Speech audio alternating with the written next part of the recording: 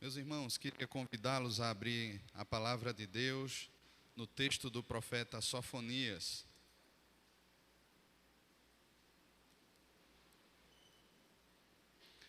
Sofonias faz parte dos profetas menores, fica depois de Naum, de Abacuque. Você estiver sentado do lado de alguém, nossa, ficou um eco agora assim, uma coisa do espaço. Se tiver alguém do seu lado com dificuldade de encontrar, você possa abençoar essa pessoa aí encontrando o texto. Profeta Sofonias, capítulo 1, a partir do versículo 7 até o versículo 3 do capítulo 2. Sofonias 1, do versículo 7 até o versículo 3 do capítulo 2. Todos acharam? Nos diz assim a palavra do Senhor: Cala-te diante do Senhor Deus, porque o dia do Senhor está perto. Pois o Senhor preparou o sacrifício e santificou os seus convidados. No dia do sacrifício do Senhor, hei de castigar os oficiais e os filhos do rei, e todos os que trajam vestiduras estrangeiras. Castigarei também naquele dia todos aqueles que sobem o pedestal dos ídolos e enchem de violência e engano a casa dos seus senhores. Naquele dia, diz o Senhor, far-se-á ouvir um grito desde a porta do peixe e um uivo desde a cidade baixa, e grande lamento desde os outeiros. Uivai, vós, moradores de Mactés, porque todo o povo de Canaã está arruinado. Todos os que pesam prata serão destruídos. Naquele tempo esquadrinharei a Jerusalém com lanternas e castigarei os homens que estão apegados à borra do vinho e dizem no seu coração: o Senhor não faz bem nem faz mal. Por isso serão saqueados todos os seus bens e assoladas as suas casas, e edificarão casas, mas não habitarão nelas. Plantarão vinhas, porém não lhes beberão o vinho. Está perto o grande dia do Senhor. Está perto e muito se apressa. Atenção, o dia do Senhor é amargo, e nele clama até o homem poderoso. Aquele dia é dia de indignação, dia de angústia e dia de alvoroço e desolação. Dia de escuridade e negrume, dia de nuvens e densas trevas. Dia de trombeta e de rebate contra as cidades fortes e contra as torres altas. Trarei angústia sobre os homens, e eles andarão como cegos, porque pecaram contra o Senhor.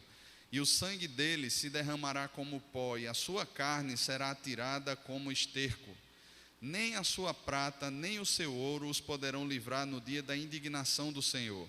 Mas pelo fogo do seu zelo, a terra será consumida, porque certamente fará destruição total e repentina de todos os moradores da terra. Concentra-te e examina-te, ó nação que não tens pudor, antes que saia o decreto, pois o dia se vai como a palha, antes que venha sobre ti o furor da ira do Senhor, sim, antes que venha sobre ti o dia da ira do Senhor. Buscai o Senhor, vós todos os mansos da terra, que cumpris o seu juízo. Buscai a justiça, buscai a mansidão. Porventura, lograreis esconder-vos no dia da ira do Senhor. Amém. Que Deus nos abençoe e nos conduza, por meio da sua palavra, ao seu trono, ao conhecimento da sua vontade para a nossa vida. Irmãos, há 2 domingos atrás, nós começamos a introdução da carta do profeta Sofonias, e vimos aqui na ocasião do capítulo 1, do versículo 1 até o versículo 6. Sofonias foi um profeta que, junto com Abacuque, Jeremias e Naum, ele profetiza nos dias do rei Josias. Josias foi um rei que começou a reinar no ano de 640 a.C., aos 8 anos de idade, após a morte do seu pai. Ele começa a reinar sobre o reino de Judá, sobre o reino do sul, e principalmente ali estabelecido na cidade de Jerusalém. Josias encontra um cenário de deturpação, não só moral, mas moral também, como consequência da vida religiosa, do relacionamento que o povo mantinha com Deus. Era um relacionamento sincrético, porque eles adotaram práticas de outros povos, absorveram as práticas de outras culturas, de culturas pagãs, e por isso eles passaram a sacrificar a outros deuses nos seus altares, nos seus postes estabelecidos por todo o reino, e principalmente na capital, em Jerusalém. Não só de forma externa, mas dentro do próprio templo do Senhor, existiam prostitutas e prostitutos cultuais que estavam ali presentes para a adoração por meio da prostituição. Então, era algo terrível que acontecia nos dias do rei Josias. Josias, então, aos 16 anos de idade, ele tem um encontro com o Senhor, ele se converte e ele começa então a empreender no seu reino, no reino do sul, em Judá, uma reforma religiosa. Ele começa a remover os altos, os altares, e dentro do templo se estabelece uma verdadeira faxina, se assim a gente pode dizer. Entretanto, o coração do povo permanecia idólatra. O coração do povo permanecia vivendo essa vida de sincretismo, tentando fazer sínteses com aquilo que achavam bom dos outros povos no que diz respeito à adoração a outros deuses e o suprimento das suas necessidades e carências por meio dessa adoração idólatra, e também indo ao templo do Senhor cultuar a Deus. Eles também eram indiferentes a Deus, porque tanto Sofonias, como Naum, como Abacuque, como o profeta Jeremias, eles pregavam naquele tempo, eram a boca de Deus naquela geração, porém aquela geração não se convertiam ao Senhor. Nós vimos que em Jeremias, no capítulo 7, o povo continuava indo ao templo, fazendo as suas oferendas, cultuando a Deus, entretanto o coração estava longe de Deus, havia injustiça, havia maldade, havia cobiça, havia adultério, um desrespeito contra a lei de Deus, principalmente contra o caráter de Deus. Esses profetas então estão profetizando dentro desse contexto. Nós vimos aqui no livro do profeta Sofonias, do capítulo 1, versículo 1 ao versículo 6, que 3 pecados são apontados aqui por Sofonias. No versículo 4, nós percebemos o pecado da idolatria. No versículo 5, o pecado do sincretismo. Eles adoravam a Deus, invocavam o nome do Senhor e ao mesmo tempo adoravam o exército dos céus, eles buscavam outros deuses. E no versículo 6, eles eram indiferentes para com o Senhor. Eles diziam, eles deixam de seguir o Senhor, não buscam o Senhor, nem perguntam pelo Senhor. Completamente indiferentes. Usando aquela expressão, né, que muitas vezes se usa, Deus para ele nem fede nem cheira. É indiferente, é alguém que de repente está ali, a gente tem algum costume, algumas práticas religiosas, mas ao mesmo tempo tanto faz. Deus não está aí, nem aí para a gente já tem feito isso há tanto tempo, e Deus não está nem aí. Talvez Deus tenha virado as costas para nós, Deus seja indiferente, e nós também agora somos indiferentes para com Deus. Eles esqueceram que Deus havia matado os reis idólatras antes de Josias. Eles esqueceram que havia sim, não indiferença, mas um zelo de Deus e uma sentença de Deus que estava sendo proferida pela boca desses profetas. Porém, o coração estava fechado, os ouvidos estavam fechados, a sensibilidade espiritual havia se tornado em nulidade. Eles não buscavam a Deus, eles não queriam ouvir a palavra de Deus. E é muito comum, irmãos, porque este aqui era o povo de Deus, era o povo com o qual Deus tinha uma aliança. É muito comum esse tipo de caminhada conosco também. Nós passamos a viver um tipo de religiosidade baseada naquilo que eu quero. E nós formamos um ídolo chamado Deus, uma espécie de caricatura de Deus, ou o nosso desenho, ou a nossa imagem de Deus, e esse desenho, ou essa imagem que eu tenho de Deus, ela existe para me satisfazer como eu quero, da forma como eu quero, no tempo em que eu quero. E esse é um processo idólatra. E muitas vezes nós passamos e lançamos sobre pessoas aquilo que só Deus pode dar. Nós lançamos sobre a igreja aquilo que só Deus pode satisfazer. E muitas vezes o próprio Deus, como já falei, serve como esse tipo de ídolo. Muitas vezes nós conversamos com as pessoas e esse movimento acontece também no nosso coração. E nós temos sempre aquela justificativa religiosa. Não, mas é porque eu quero servir melhor ao Senhor. eu quero me sentir mais útil no reino de Deus. Ou de repente, olha, eu estou dando dízimo, ou eu estou ofertando porque eu tenho uma causa muito séria diante de Deus, e eu tenho que fazer uma série de rituais para que Deus agora, Ele se torne misericordioso, ou Ele olhe com justiça a minha causa. Nós não estamos nos aproximando de Deus por causa de Deus. Nós não estamos nos envolvendo com Deus por causa de Deus, por aquilo que a palavra de Deus revela para mim e para você sobre quem é Deus, sobre as experiências que nós já tivemos com Deus, a vida, o relacionamento, a intimidade que Deus nos concede. Entretanto, estamos muito mais preocupados com aquilo que Deus pode fazer, do buraco existencial que Ele pode me tirar, pela casa nova que Ele pode me dar, pelo emprego novo, pela porta nova que pode se abrir, por uma série de outras coisas, irmãos, que nós podemos sim colocar diante do Senhor. Mas é muito estranho quando a nossa vida com Deus passa a se resumir a essa perspectiva limitada sobre Deus. É meramente um interesse, é meramente uma moeda de troca. Eu faço porque eu quero receber. E nesse processo o coração vai esfriando, e concessões e portas são abertas.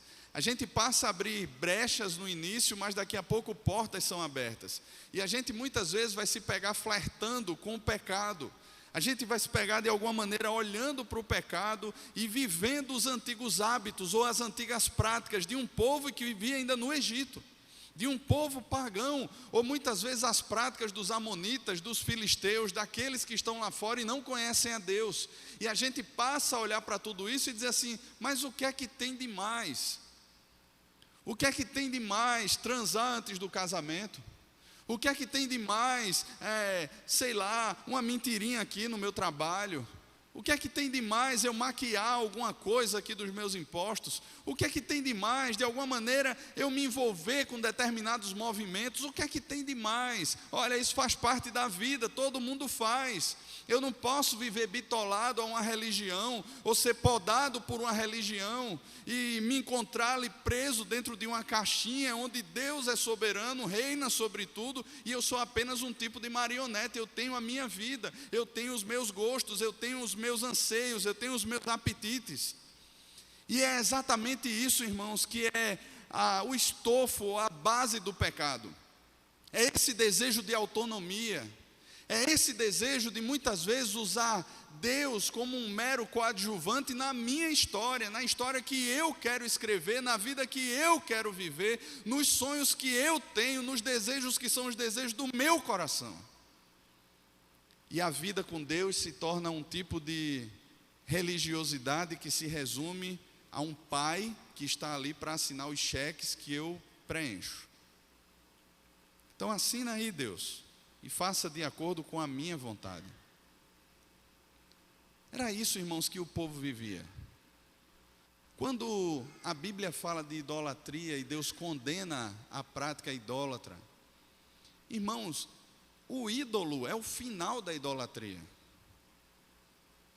O ídolo é o final, a imagem, o poste, o altar, aquilo ali é o final.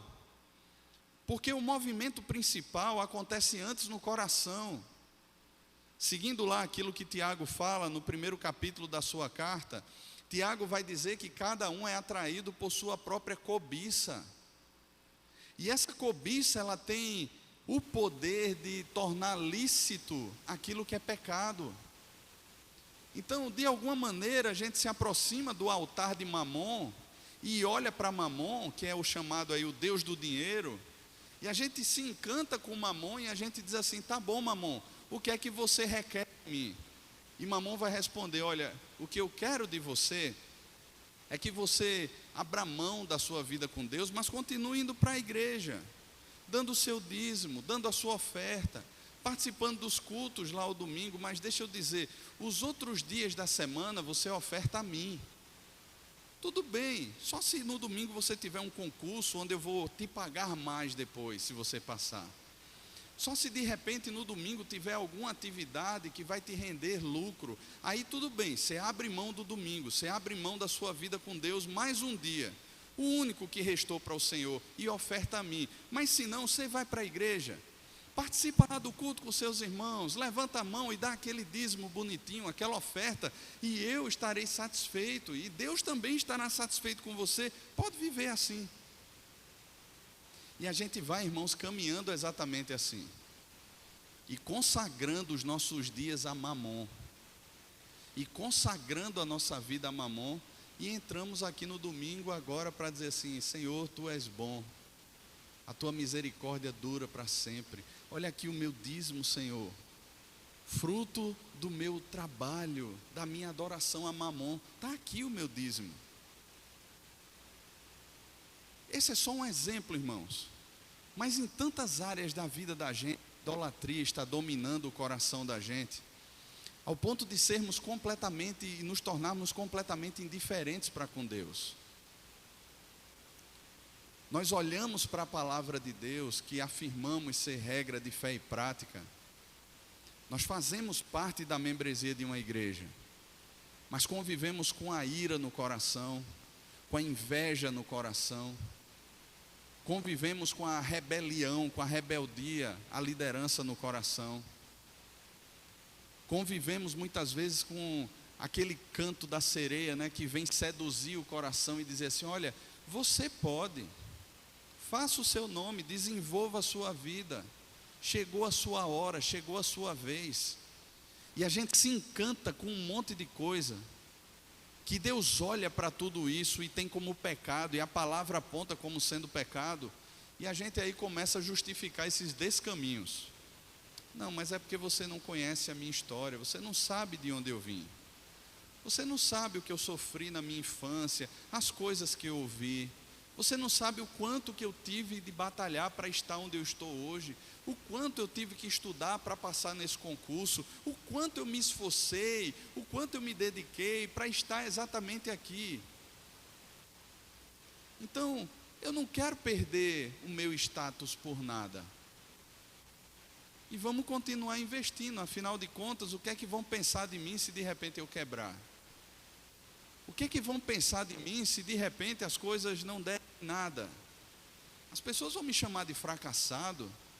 A gente começa de alguma maneira, irmãos, esse processo de atração e sedução, a justificar o pecado. E nós agora então temos as justificativas suficientes para pecar. E muitas delas até envoltas em vários textos bíblicos. A gente sai pegando o texto fora de contexto, e aí agora passamos de forma bíblica, entre aspas, religiosa, a justificar o nosso pecado. Não, mas veja só, a palavra também fala sobre isso. Mentira. E a gente vai nesse processo, e no final das contas, o que Tiago diz é que o pecado, uma vez consumado, gera morte. Gera morte. E de fato, irmãos, se Deus agisse como nós, Deus poderia olhar para nós, para mim, para você, com indiferença total. E simplesmente fazer como a gente faz. Não me quer, também não quero não. Não é isso que a gente faz? E a gente finge que levanta a cabeça, respira e vamos começar tudo de novo. Com o coração quebrado, mas vamos começar tudo de novo. Se sentindo traído, se sentindo abandonado, se sentindo preterido, mas vamos começar tudo de novo. Vamos seguir. Teologia da Dory. Lembra lá da Dory, do Procurando Nemo, né? Continue a nadar. Vamos lá, vamos seguir. Quebrados, mas vamos seguir. Porque é isso que o pecado causa no coração. Mas o maravilhoso dessa história é que Deus não nos trata com indiferença.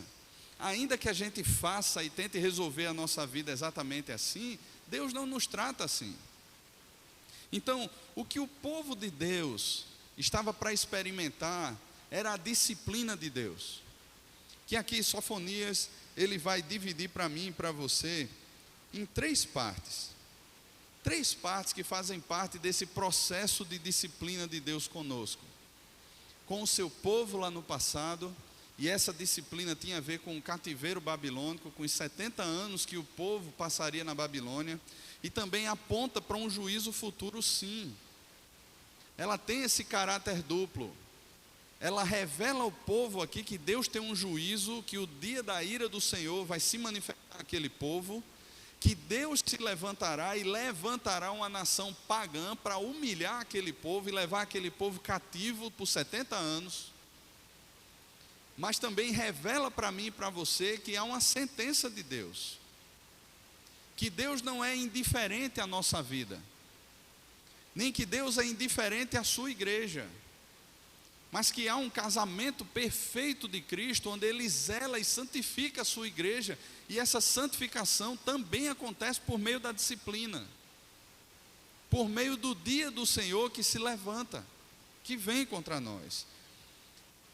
Do versículo 7 ao versículo 13, Sofonias diz o seguinte: cala-te diante do Senhor Deus, porque o dia do Senhor está perto, pois o Senhor preparou o sacrifício e santificou os seus convidados.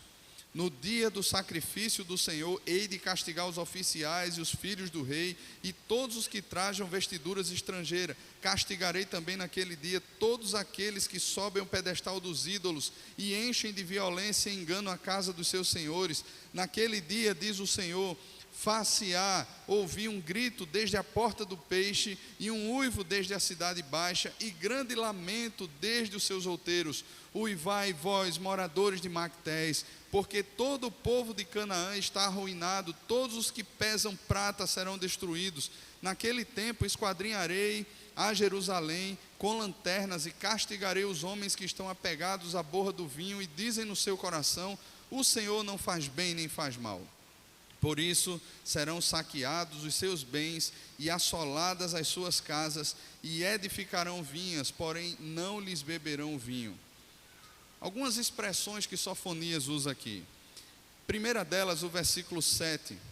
E é interessante porque o povo ali era o próprio sacrifício e ao mesmo tempo os convidados para participar do sacrifício. O povo da aliança de Deus é colocado aqui dentro dessa dupla função. Tanto a espada do Senhor estava sobre eles, e sem derramamento de sangue não há remissão de pecados. Depois a gente vai entrar no que isso tem a ver com Cristo. Mas ao mesmo tempo, o sangue que seria derramado pelos pecados era o mesmo sangue que purificaria, para que eles se tornassem agora convidados àquela festa. Só que aquela festa não era uma festa bonita. Só que aquela festa não era uma festa onde nós iríamos, onde o povo iria se deliciar com as comidas, onde eles iam ouvir uma boa música, onde eles participariam de um ambiente bonito. Mas o cenário que é descrito para essa festa, para esse local do sacrifício, é um local tenebroso, é uma situação dura, há uma condenação, algo pesado para vir sobre o povo. Porque ainda que o povo pense que Deus está indiferente, Deus não está indiferente. Deus não está. Deus, Ele castigará, Ele pesará a sua mão, desde os mais altos cargos, os filhos dos reis, os oficiais, aqueles que de alguma maneira passaram a se vestir como os estrangeiros se vestem, de alguma maneira adotaram as práticas dos povos pagãos. Mas Deus também pesará a sua mão contra o próprio povo, aqueles que sobem o pedestal dos ídolos, aqueles que negociam, aqueles que são os moradores da cidade baixa, aqueles que estão ali de alguma maneira plantando as suas vinhas, trabalhando. A mão do Senhor também pesará sobre eles. De alguma maneira, irmãos, Deus levantará uma nação que fará com que aquele povo agora seja disciplinado. E essa disciplina tem a ver com mexer nas estruturas fundamentais da vida desse povo. O templo, ele será destruído. As casas serão arruinadas. As plantações serão devastadas. Os negócios serão desfeitos. Eles continuam comprando terrenos e estabelecendo casas, mas eles não morarão nelas. Eles estão lá indiferentes, trabalhando, plantando as suas vinhas. Entretanto, eles não colherão as uvas, nem beberão o vinho daquelas uvas. Eles são indiferentes a Deus. Deus não faz bem, nem faz mal. Vamos continuar aqui vivendo a vida da gente, saindo para trabalhar todos os dias. Vamos continuar os casamentos. Vamos continuar a nossa vida. E essa parece ser essa reação da indiferença que muitas vezes a gente vive também. porque nós perdemos, irmãos, a perspectiva daquilo que de fato é bom. Nós perdemos e trocamos muitas vezes aquilo que nos é ofertado como verdadeira vida, por um tipo de pirataria barata que se oferece em qualquer esquina.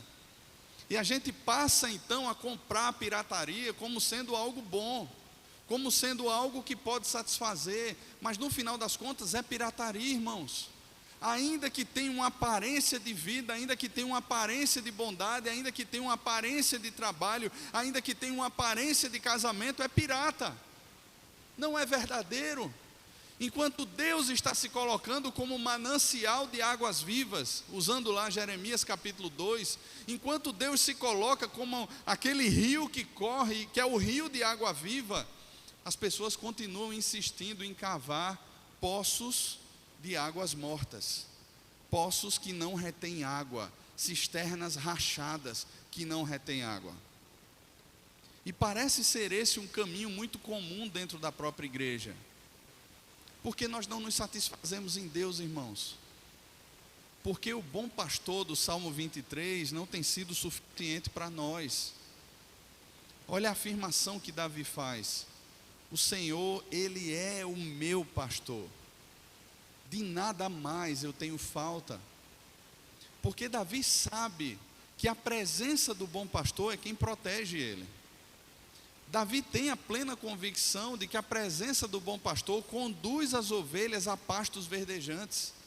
Davi tem a convicção de que a presença do bom pastor é quem conduz as ovelhas e a alma cansada das ovelhas a águas de descanso, que refrigeram de fato a alma. Mas nos falta essa consciência, e de alguma maneira nós insistimos em estabelecer os reinos, insistimos em vestir roupas de estrangeiros, insistimos em viver um hábito ou hábitos de vida que não tem a ver com a vida que Jesus conquistou para nós. Parece que o nosso coração se encanta com as luzes falsas que de alguma maneira continuam a brilhar, e perdemos de vista a luz da vida. O segundo ponto que Sofonias coloca aqui, do versículo 14 ao versículo 18, há uma descrição desse dia do juízo. Veja só: está perto o grande dia do Senhor, está perto e muito se apressa. Atenção, o dia do Senhor é amargo, e nele clama até o homem poderoso. Nem o poderoso escapa.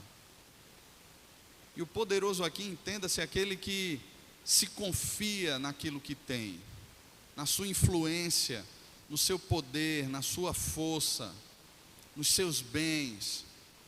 Alguém que se levanta, como muitos se levantam e dizem assim: Deus é para os fracos, eu não preciso de Deus para isso. Mas é estranho, porque esse poderoso que ele menciona aqui, ele está dentro do povo de Deus. A sentença contra as nações pagãs, ela acontece a partir do versículo 4 do capítulo 2, até o versículo 15 do capítulo 2. Entretanto, ele aqui está sentenciando o povo de Deus. Nem o poderoso, ou até o poderoso, clama nesse dia. Aquele dia é dia de indignação, dia de angústia e dia de alvoroço, dia de desolação, dia de escuridade, dia de negrume, dia de nuvens e densas trevas, dia de trombeta e dia de rebate contra as cidades fortes e contra as torres altas. Trarei angústia sobre os homens, e eles andarão como cegos, porque pecaram contra o Senhor. E o sangue deles se derramará como pó, e a sua carne será atirada como esterco. Nem a sua prata, nem o seu ouro os poderão livrar do dia da indignação do Senhor, mas pelo fogo do seu zelo a terra será consumida, porque certamente fará destruição total e repentina de todos os moradores da terra. Aqui existe essa duplicidade da profecia. A totalidade da terra aqui, à vista dos povos de Judá, se entende ali como sendo o reino de Judá, dos moradores ali, que pagarão o preço do exílio. Mas, irmãos, existe uma sentença de Deus que pesará também sobre toda a terra. Sobre toda a terra. O dia da ira do Senhor e da vingança do Deus eterno. E aqui, irmãos, não é um dia de festa e de contentamento, como eu já falei. Mas o cenário que Sofonias descreve aqui é um cenário de pavor. É um cenário de medo, de densas trevas. É um cenário onde as torres fortes, elas serão abaladas e destruídas.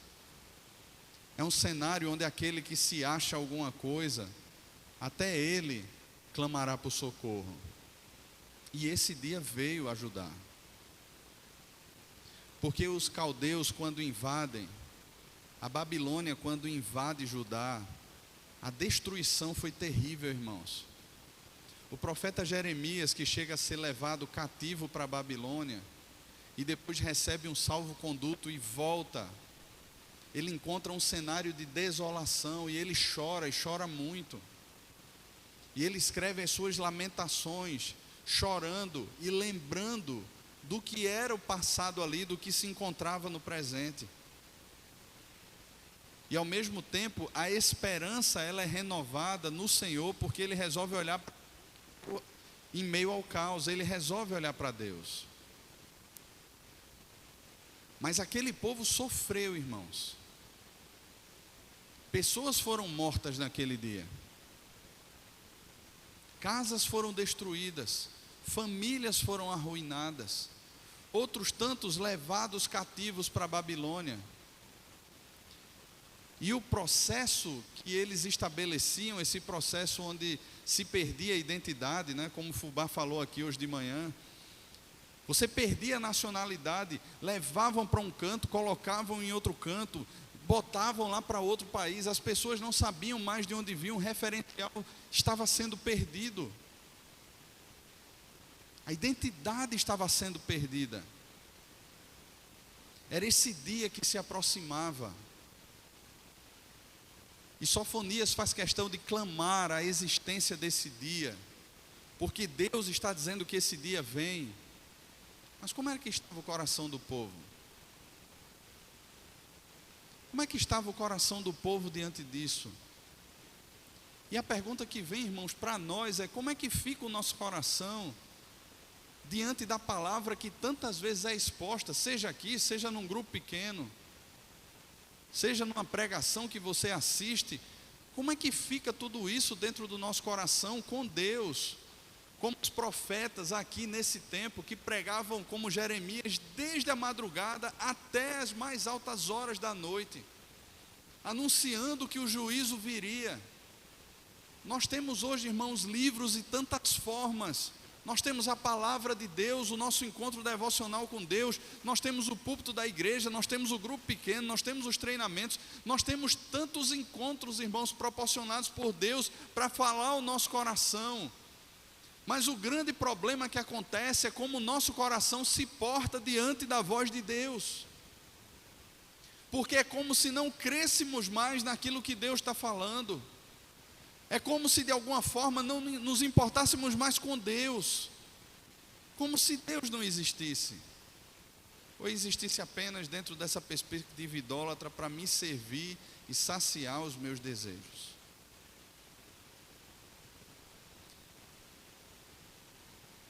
Eles pecaram contra o Senhor, é o que diz o versículo 17. Pecaram contra o Senhor. Antes de pecarem contra o seu próximo, eles pecaram contra o Senhor. E é por causa disso, ou essa é uma das causas aqui, que essa sentença ou essa ira de Deus seria manifestada. Eles pecaram contra o Senhor.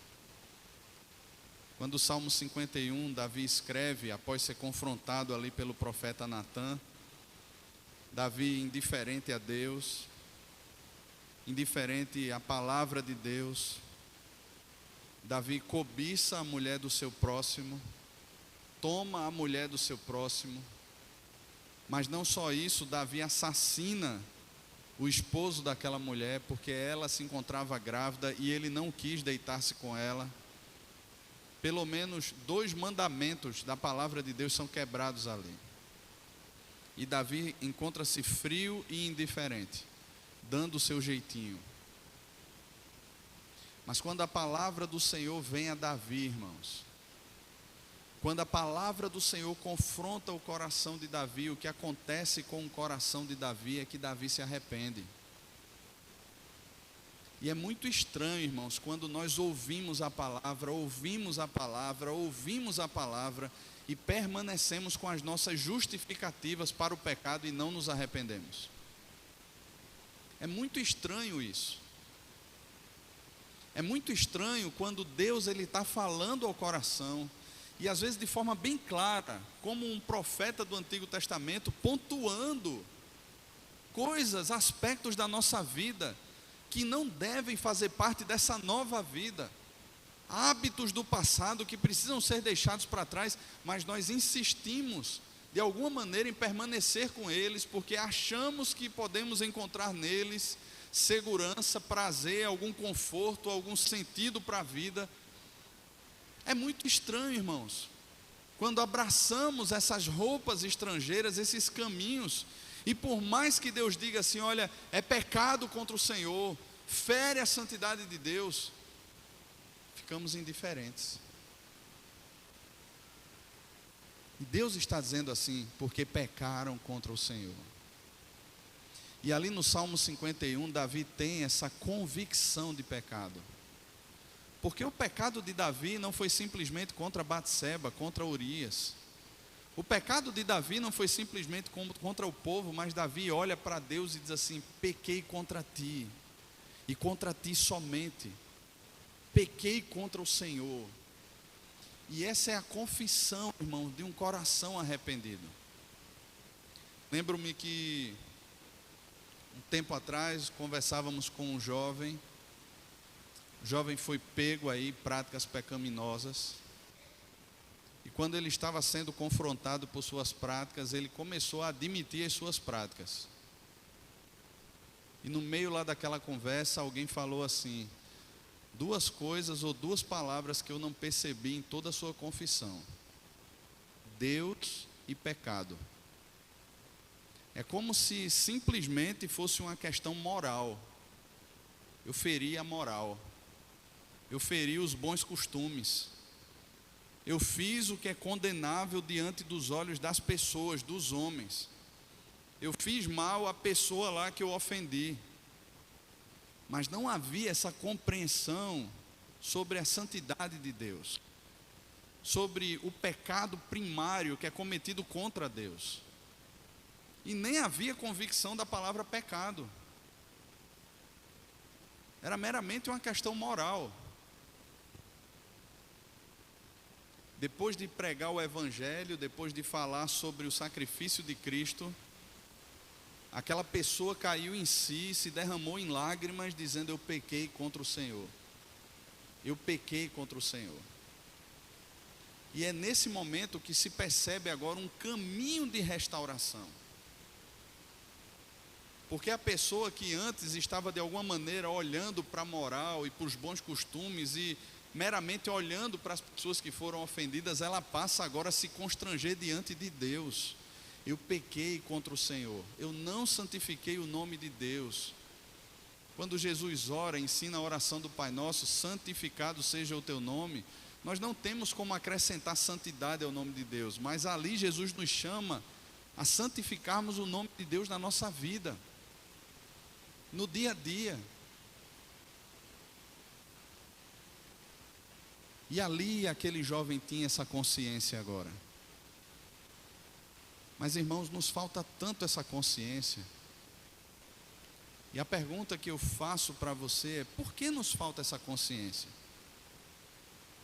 E eu não tenho como responder essa segunda pergunta que eu vou fazer a você, mas você pode respondê-la diante de Deus, porque o que Paulo diz em Romanos 8 é que o Espírito Santo de Deus, ele testifica com o nosso espírito de que somos filhos de Deus. Mas, irmãos, algo que fica na minha mente é: será que de fato tantas pessoas que permanecem no pecado são membros de uma igreja, São membros, fazem parte dos ritos, fazem parte do culto, fazem parte da escola dominical, fazem parte de ministérios, de um monte de coisa, mas não se sentem constrangidas diante de Deus em ter pecado contra o Senhor, e insistem no caminho de pecado. Irmãos, eu levanto aqui essa pergunta: será que de fato são filhos? Será que de fato são salvos? Porque, irmãos, dentre esse povo aqui, enorme, que Sofonias está profetizando, nem todos eram salvos. Não era pelo fato de serem filhos de Abraão, não era pelo fato de serem judeus que eles eram salvos. É o que Paulo vai dizer lá na carta aos Romanos: em Isaque será chamada a descendência da promessa, o remanescente fiel, aqueles que de fato entendem, compreendem, temem a Deus e andam nos seus caminhos, aqueles que não brincam de ser povo de Deus, aqueles que não brincam de ser crentes, aqueles que levam a sério a vida com Deus, porque se entendem agora, percebem a sua vida em Deus, percebem o significado da sua vida em Cristo, percebem a sua nova jornada em Deus e não mais em si mesmos. Eles, quando pecam, eles olham para o Senhor e têm essa convicção: pequei contra o Senhor, pequei contra o Senhor. Sofonias está dizendo aqui: porque pecaram contra o Senhor. E um segundo aspecto, o versículo 18, ele diz que pelo fogo do seu zelo. A imagem do fogo é a imagem da purificação. E o zelo que Deus tem, Ele tem com a sua aliança.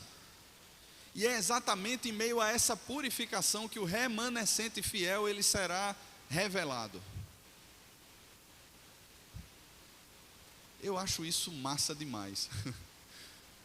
Ao mesmo tempo assim que é um cenário terrível, é um cenário desolador, é maravilhoso, irmãos, porque o remanescente fiel ouvirá naquele dia: vinde benditos do meu Pai. Entrem, vamos participar da ceia do Senhor, daquela mesa onde Jesus naquele dia irá servir o remanescente fiel. O fogo vem, irmãos, e o fogo do zelo de Deus, ele vem para purificar. Nós não temos como purificar, mas Deus tem como purificar. Deus tem. E naquele dia, no dia final, será revelado os que de fato passaram, aqueles que o sangue estava exposto não apenas nos umbrais da porta, mas sobre a sua cabeça. Naquele dia, aqueles que foram alvo da justiça de Deus em Cristo, aqueles que foram santificados pelo sangue, que ele descreve lá no versículo 7, pelo sangue do sacrifício do Cordeiro Santo de Deus lá naquela cruz, que não eram indiferentes a Deus, porque eram alvo desse sangue, aqueles ali provados pelo fogo serão aprovados por Deus. E mais uma vez eu digo, irmãos, não se brinca com Deus, de Deus não se zomba. Então, o chamado da palavra de Deus, e é esse chamado ao arrependimento que acontece no capítulo 2, do versículo 1 ao 3, veja só o que Sofonias diz aqui: concentra-te e examina-te, ó nação que não tens pudor. Nós vamos participar da mesa do Senhor, e o chamado que o apóstolo Paulo faz, a primeira carta aos Coríntios, no capítulo 11 é: examine-se, pois, o homem a si mesmo. E esse exame, irmãos, não é só no momento da ceia, mas é constante. Esse exame deve ser feito todos os dias. Todos os dias, irmãos. Senhor, por meio do teu Espírito, confirma, Pai, que eu sou teu filho.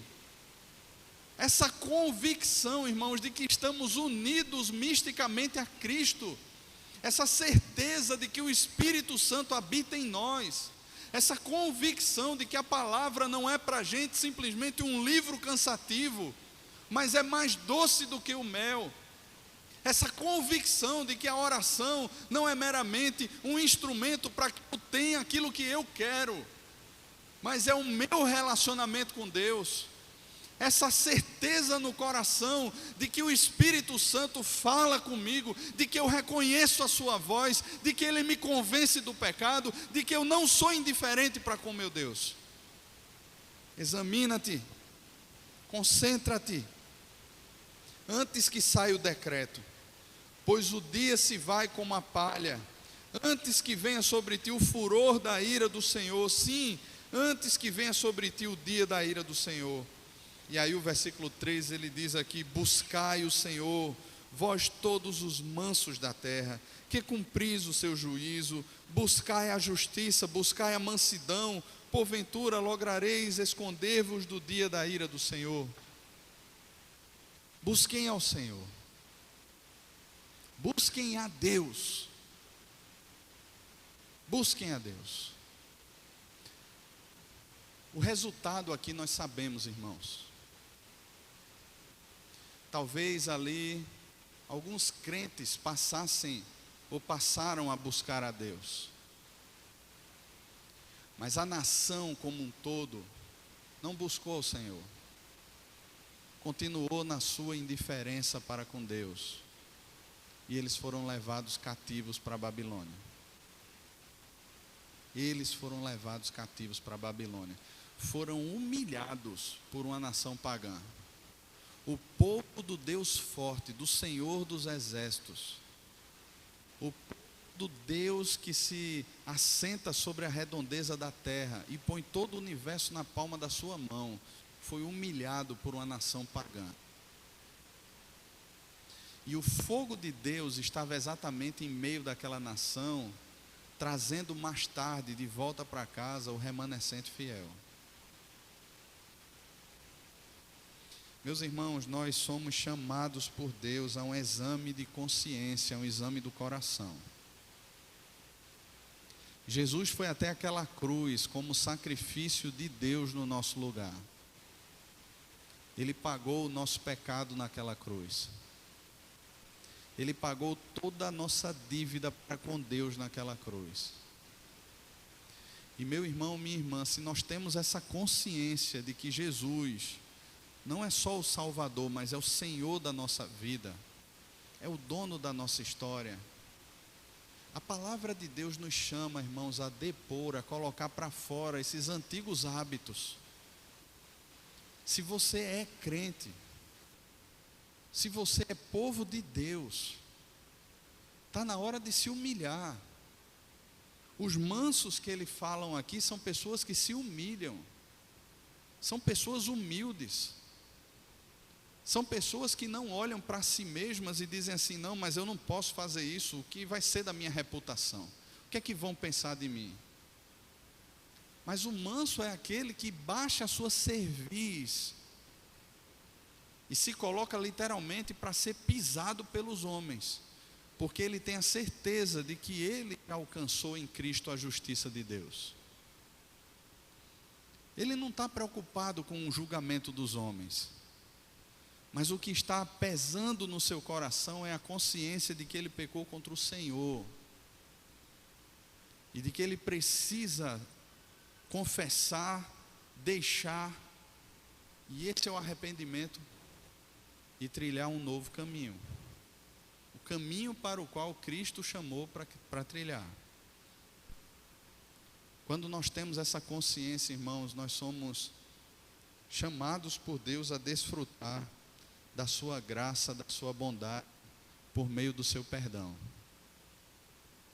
a desfrutar de uma plenitude de vida e de uma leveza que pecado nenhum pode dar a você, a desfrutar de uma paz que excede todo o entendimento, porque temos a consciência de que somos amados por Deus, temos a consciência de que o nosso pecado foi perdoado por Cristo na cruz, mas não nos autoriza a permanecer pecando, mas a viver novos hábitos de uma nova vida para a glória de Deus.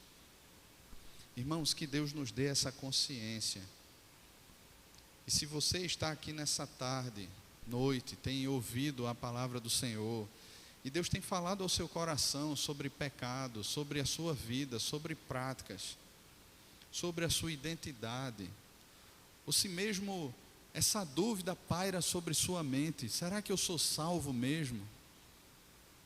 Será que de fato eu estou em Cristo? Ou Cristo é para mim apenas uma caricatura, um desenho que eu criei, alguma coisa que eu criei, que aí serve para mim nas minhas conveniências?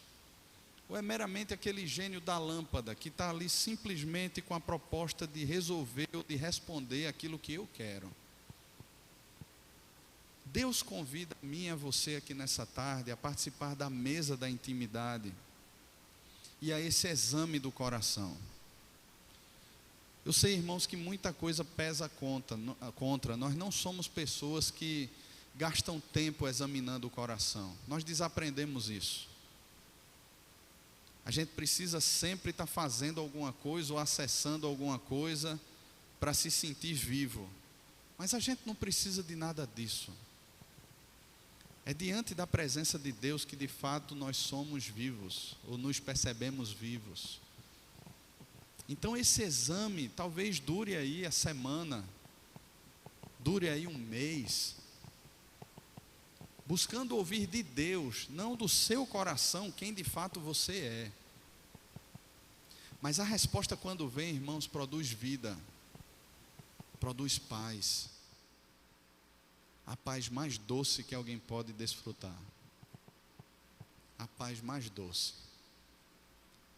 Queria convidar os presbíteros para virem aqui à frente, auxiliar na distribuição dos elementos, e queria convidar você nesse instante a orar ao Senhor. Eu sei que é pouco tempo que a gente tem aqui, mas a orar ao Senhor, a começar essa jornada de exame do coração, dizendo agora a Deus: Senhor, sonda e conhece o meu coração, prova os meus pensamentos, vê se há em mim algum caminho mau. Porque, irmão, se existir caminho mau no coração, Deus vai fazer questão de revelar a você.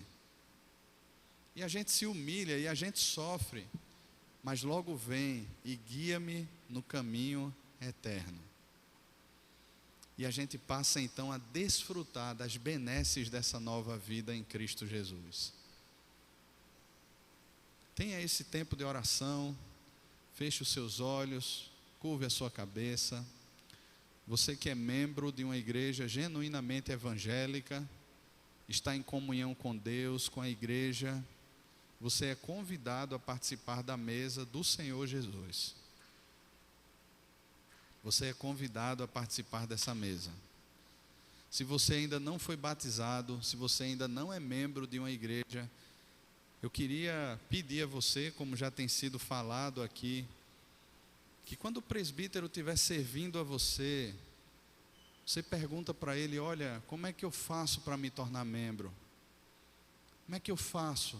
Eu preciso ser discipulado, eu preciso conhecer mais a Jesus para participar dessa bênção que é a mesa do Senhor, dessa bênção que é a vida com o Senhor, onde não mais somos os senhores da nossa vida, mas Ele se torna o Senhor da nossa vida.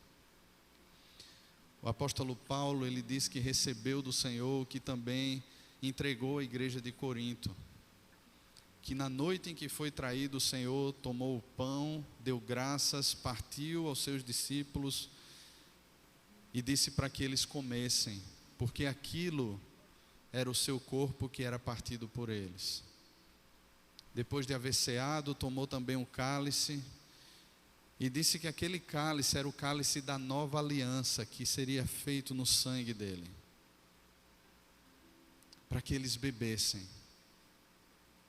Porque comendo o pão e bebendo aquele cálice, eles anunciavam a morte do Senhor até o retorno do Senhor. Irmãos, para aquele que é crente, esse é um motivo de festa. Porque a gente sabe que um dia Um dia nós estaremos com o nosso Senhor, participando desse momento tão sublime, tão profundo, no céu, onde não haverá mais o pecado, lágrimas, dores, onde haverá essa plenitude, não mais como um espelho, mas de forma plena nós veremos o Senhor, contemplaremos a sua face. Você vai receber os elementos, à medida que você for recebendo, você aguarda, até que todos tenham recebido, para no final participarmos todos juntos da mesa do Senhor. Que Deus nos abençoe.